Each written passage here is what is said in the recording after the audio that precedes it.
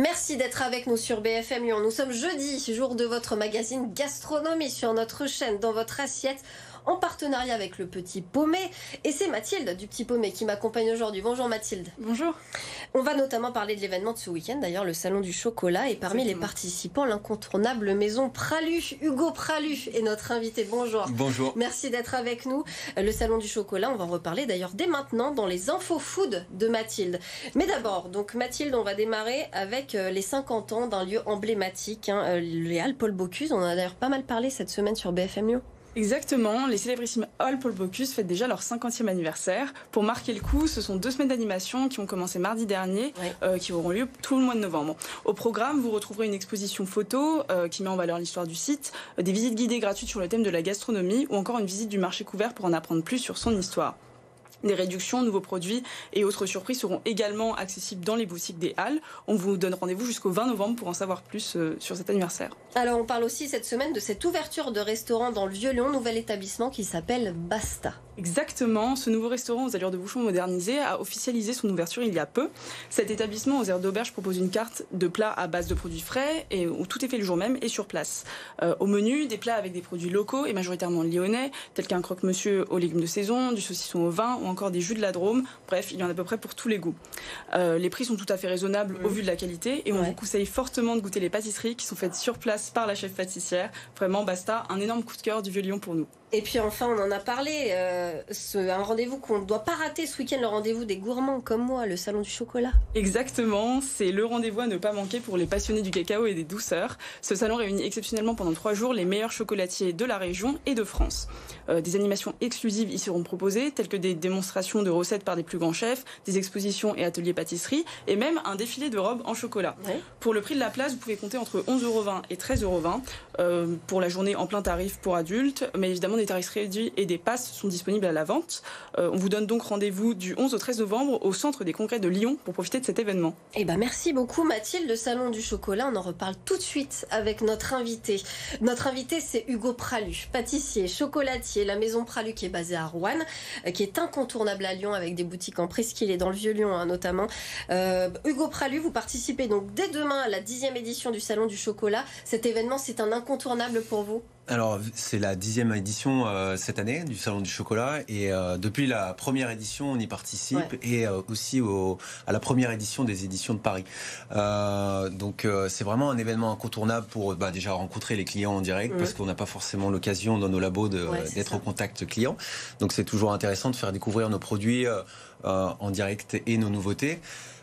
Et puis, on partage avec les chocolatiers la même passion, donc d'échanger avec vos confrères, c'est aussi intéressant. Tout à fait. Vous venez de parler de vos nouveautés, j'en vois une juste devant vous, c'est le calendrier de l'Avent, c'est ça? Voilà, en fait on l'avait sorti une première fois l'année dernière, on l'a changé un petit peu, voilà. Donc là on voit la façade d'un magasin et puis à l'arrière on voit un peu comment ça se passe dans nos labos, c'est la nouveauté. Et vous avez aussi ce petit sac là qui est juste devant moi, je sais pas si on le voit à l'antenne, qui est positionnable notamment sur les sapins de Noël.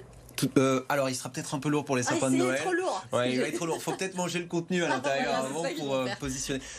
C'est une petite nouveauté aussi. Ça permet de découvrir quelques produits phares de la maison. Donc dedans, il y a quoi? Il y a quelques chocolats. Il y a quelques chocolats. Il y a une tablette de chocolat. Il y a des petits biscuits enrobés de chocolat aussi, lait noir et un sachet de praline, bien évidemment. Évidemment. Hugo, vous réalisez aussi pendant ce salon votre première robe en chocolat, puisqu'il y a un défilé de robes en chocolat. Ça, c'est un sacré challenge pour vous. Ça va au-delà du chocolat, de la pâtisserie que vous avez l'habitude de travailler. Là, c'est vraiment totalement autre chose. C'est du stylisme.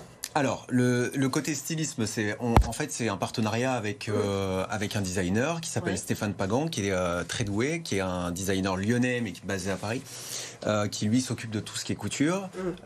Et moi, j'apporte le chocolat sur la robe. Donc, ça va ressembler à quoi alors? Alors, c'est une belle robe qui est on vient un peu bijou, comme dirait le créateur. Donc on est venu mettre des perles de chocolat sur le dessus, où on a ensuite déposé des feuilles d'or sur le dessus pour que ça rajoute un peu de lumière, un peu de claquant. Et voilà, donc il y a à peu près 4 kilos de chocolat sur la robe. Voilà. Et donc c'est Drop qui sera à découvrir donc ce week-end au Salon du Chocolat. On devait recevoir, on vous le cache pas, votre papa aujourd'hui. Et c'est vrai que votre papa a beaucoup développé la maison Pralu. La maison Pralu et le chocolat, c'est une grande histoire d'amour. Votre papa a notamment acheté des champs de cacao, hein, c'est ça?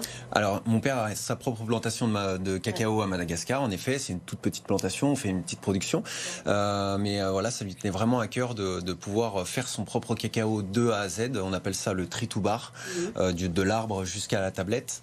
Voilà, donc nous on est maître chocolatier parce qu'on travaille de la fève jusqu'à la tablette. Torréfier les fèves de cacao, voilà. Ce qui n'est pas forcément très courant en France. Il n'y a pas beaucoup de torréfacteurs, de plus en plus. De plus en plus, mais on reste parmi les rares artisans à vraiment faire ça depuis quand même un certain temps.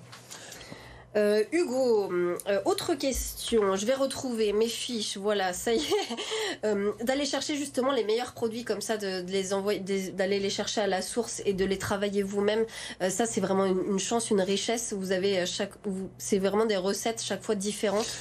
Alors pour le chocolat, par rapport à la pyramide des tropiques par exemple, ce qu'il y a d'intéressant, et c'est là le travail de mon père, ça a été un peu le pionnier de ce produit-là, c'est d'utiliser la même recette en utilisant des fèves qui venaient à chaque fois de différentes provenances, pour vraiment marquer des différences entre chaque cru de cacao. Un cru, c'est vraiment une région spécifique d'un pays, et on va pouvoir déguster le chocolat comme on dégusterait un vin, comme on pourrait comparer un Bordeaux avec une autre région. Par exemple. Alors le chocolat, c'est vrai que c'est un aliment qui fait quand même l'unanimité. Pour vous, pâtissier, chocolatier, finalement c'est infini ce qu'on peut faire avec. Il y a une infinité de possibilités. On se lasse jamais de travailler le chocolat. Non, alors le chocolat en plus c'est, je veux dire pour moi c'est 100 grammes par jour ou entre 50 et 100 grammes par jour. Donc on est très inspiré, on rentre dans les labos, c'est tout de suite l'odeur de cacao ou l'odeur de la praluline, c'est soit l'un soit l'autre généralement et toutes nos créations tournent un peu autour du chocolat en général. Bah merci beaucoup en tout cas Hugo Pralu d'avoir été avec nous. On vous retrouve donc tout le week-end au Salon du Chocolat, 10e édition, on le rappelle, dès demain et jusqu'à dimanche au Centre des Congrès à la Cité Internationale. Et tout de suite, on va retrouver Eline pour Un chef, une recette. Un chef, une recette donc avec Eline. Elle nous emmène cette semaine dans les cuisines d'Alebrije, restaurant mexicain à la Croix-Rousse. Après une entrée et un plat, donc la chef Carla Kirsch nous propose cette semaine une recette de dessert. Regardez. Très heureuse de vous retrouver pour cette nouvelle semaine dans la cuisine du restaurant L'Alebriquet sur le plateau de la Croix-Rousse et je suis toujours avec notre chef du mois, Carla Kirsch. Alors, qu'est-ce que tu vas me proposer aujourd'hui? Aujourd'hui, pour les desserts, on a un gâteau de maïs avec un crème anglaise au lait de coco et popcorn. Super. Alors, qu'est-ce qu'on utilise comme ingrédient pour cette recette? Alors, principalement, on a besoin du maïs frais, très important, du maïs blanc ou du maïs jaune aussi, mais il faut vraiment que ça soit frais, pas sous vide ni pré-cuit. On va enlever les feuilles d'abord. Ok. Et ensuite, avec un couteau à dents, un couteau à pain aussi, pour les prélever plus facilement, on va enlever toutes les graines. Est-ce que je te montre le premier? Je veux bien. Ok. Donc, on va enlever toutes les feuilles. Après, je peux faire en même temps si tu veux. Voilà. Il faut qu'on enlève toutes les feuilles et les fibres pour commencer. On va couper tout le long de l'épi, comme ça.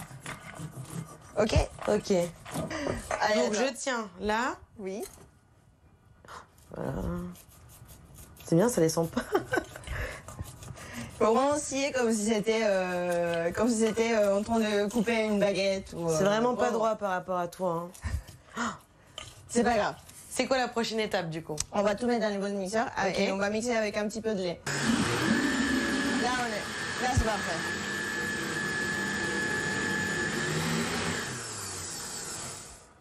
Donc, on a mixé le grain. Et il y a quand même un peu de matière et c'est pas tout à fait liquide, il faut qu'il y ait de la texture. Faut pas que ce soit tout lisse. Ça fait comme une pâte. Enfin, c'est une pâte en fait. C'est une pâte. Ouais. Donc, prochaine étape, dans les bols du batteur, on va mettre du beurre et du sucre avec 2 œufs. Ok. Ok. Le beurre est déjà dedans. Si. Et aussi à température ambiante. Il faut que ce soit bien mou. Mou, ouais. Une fois que le beurre, le sucre, les œufs sont bien intégrés, on va rajouter notre petite pâte à base de maïs. On a des baking powder, du sel et de la cannelle. D'accord. Ok. On va rajouter tout ça. On va mixer un tout petit peu pour intégrer tout ça. Et maintenant, je verse dans le moule. Et hop, au four. 45 minutes. Voilà.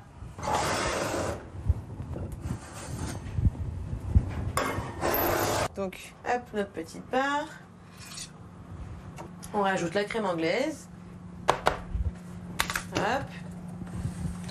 On va accompagner ça d'un petit peu de glace. Ouais. C'est de votre choix. Ici, c'est fromage frais des Bresse. Vous commencez à avoir l'habitude de me voir déguster les desserts. Eh ben, je ne vais pas déroger à la règle. Je vais les déguster. Je vais le déguster aussi avec Carla. Alors, j'y vais. Je goûte. Et je vous dis tout de suite. Hop. Ça y est, j'arrive pas. Voilà.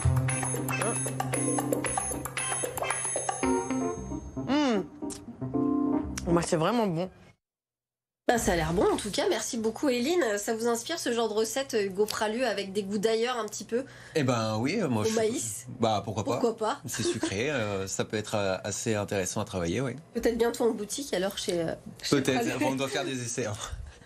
Allez, on termine cette émission avec notre dernière rubrique à vos papilles. Mathilde, l'adresse coup de cœur du Petit Paumé cette semaine. Le Petit Paumé que j'ai évidemment ici avec moi. Si vous ne l'avez pas encore, il est temps de vous le procurer, ce guide. Alors, où est-ce qu'on va manger cette semaine? Alors, on vous emmène dans le premier arrondissement chez Les Mauvaises Herbes, qui est un restaurant végétarien et même à 98% végétalien, donc qui n'utilise quasiment aucun produit d'origine animale. Il est labellisé FIG, ce qui signifie qu'il s'inscrit dans une démarche éco-responsable. Il fait attention à son empreinte carbone, sa consommation en eau et ses déchets. Il travaille en majorité avec des légumes locaux, bio et de saison, pour nous proposer une carte raffinée et fraîche. Il est bien évidemment de nouveau recommandé par le Petit Paumé dans le guide de cette année. C'est donc un 10 sur 10 pour nous pour cette adresse. Le Petit Paumé que je peux vous remontrer à l'antenne, vous le voyez si vous l'avez pas, c'est le moment de vous le procurer puisqu'il y a toutes les bonnes adresses de Lyon en tout cas où aller manger. Merci beaucoup Mathilde, merci encore Hugo d'avoir été avec nous. Hugo Pralu, donc on le rappelle, de la maison Pralu qui sera au Salon du Chocolat tout le week-end, le Salon du Chocolat 10e édition. Ce sera donc au Centre des Congrès à la Cité Internationale à Lyon. Et je dois vous faire une confidence quand même, c'est que je suis une fan absolue de votre praluline, mais je pense comme la majorité des Lyonnais quand même Mathilde. Comme moi aussi. Donc, voilà. C'est vraiment Je crois qu'il n'y a pas d'équivalent. On a beau aller chercher ailleurs, il n'y a pas d'équivalent à cette praluline. Bon, recette exceptionnelle. Et vos chocolats sont tout aussi bons. Donc voilà. Merci beaucoup. Merci beaucoup en tout cas d'avoir été avec nous. Merci beaucoup Mathilde encore une fois. Et on se retrouve tout de suite sur BFM Lyon pour la suite de nos programmes.